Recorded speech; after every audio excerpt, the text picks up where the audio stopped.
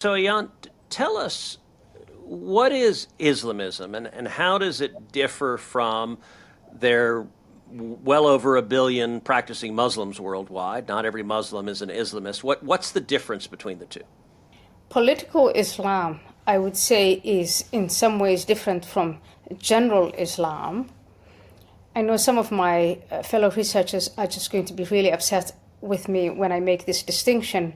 But in practice, when I look at countries like the United Arab Emirates and the leaders of the United Arab Emirates, what they're trying to say is, look, there is Islam as a civilization. We're trying to cope and modernize and do this is our national identity, this is our religious identity.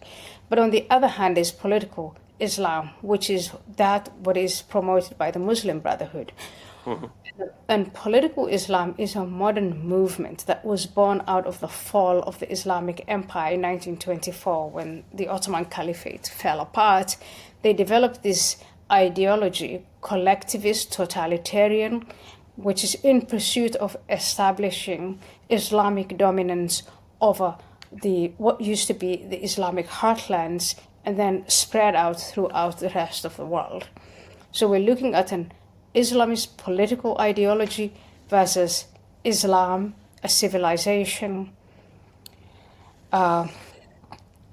Islam has a lot of problems, and I'm the first one to admit that. But I think as Americans today, our focus should be on political Islam because it's easier to diagnose, it's easier to define. We know what the objectives are, we know who leads them, and we know